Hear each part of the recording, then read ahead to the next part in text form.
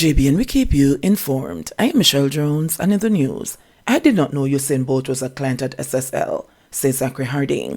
Please remember to subscribe, like, share, leave us a comment, and click the notification bell to receive our daily news items. The mystery surrounding Usain Bolt's missing millions is appearing to deepen as two successive CEOs of the beleaguered Stocks and Securities Limited, SSL, had no knowledge that the retired athletics powerhouse was their client.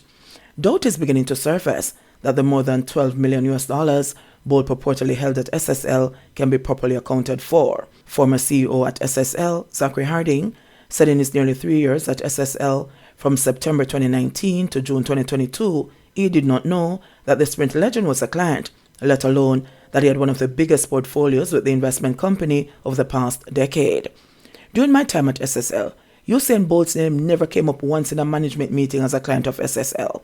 I had no knowledge whatsoever of any client relationship with Usain Bolt or any entity that he may have been a part of, Harding said in an interview yesterday. Harding reiterated, it just never came up, adding that, with a client of Bolt's magnitude, it certainly would have been at the top of the list. He reportedly only learned of the Sprint Legends association with the company when the SSL fraud scandal broke just over a week ago. He noted that during much of his tenure, employees worked from home because of the COVID-19 pandemic. A bunch of the time we weren't even in office. We're the first to implement a work-from-home regime before the government even did it, he said, adding that during the period, his priority was keeping the business up and running and ensuring that the staff and investors were safe. According to Harding, he had no reason to believe that any member of staff was not operating above board, specifically up to the requirements of the FSC. We first met with the FSC a month after I joined. I sat with the entire leadership team at SSL, Deputy Chairman Usain, Chairman Jeffrey Cobham, and Chief Financial Officer Alistair Hemmings. We went and we met with the FSC to discuss the rampant issues that had been there prior to me arriving, said Harding. Equally oblivious to Bolt being an SSL client was the CEO who preceded Harding, Lamar Harris.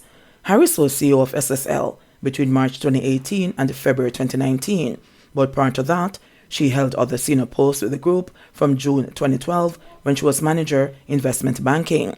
Thereafter, she rose to vice president, client services in 2014 and general manager or company secretary from 2015.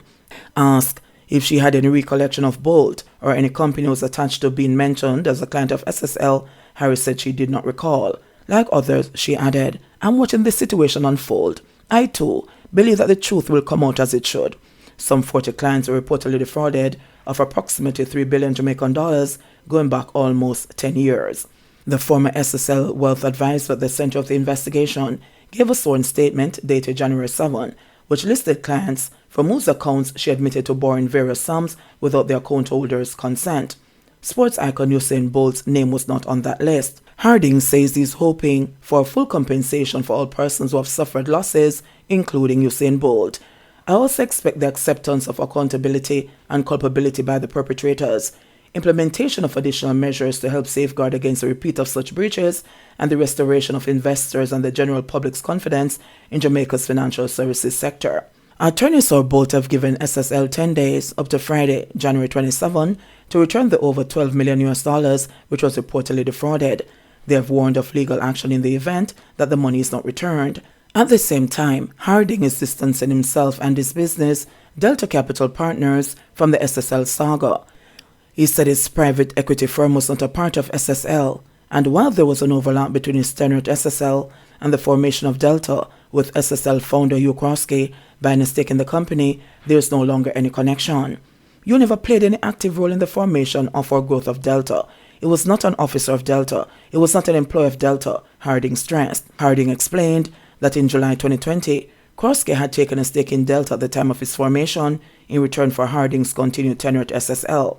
He said Kroski's daughter Sarah had a seat on Delta's board to represent her father's interest. He said there was a parting of ways. When he left SSL in June 2022, Sarah resigned from her position as a director of Delta Capital Partners, and Harding resigned from all boards associated with SSL. An agreement was reached for the repurchase of shares held by Kroski, and consequently, he is no longer a shareholder in Delta, Harding said. Harding said it was never at any time revealed nor brought to his attention that clients' investment funds were being misappropriated while he was CEO of SSL. And the saga continues. JBN, we keep you informed. Please remember to subscribe, like, share, leave us a comment, and click the notification bell to receive our daily news items.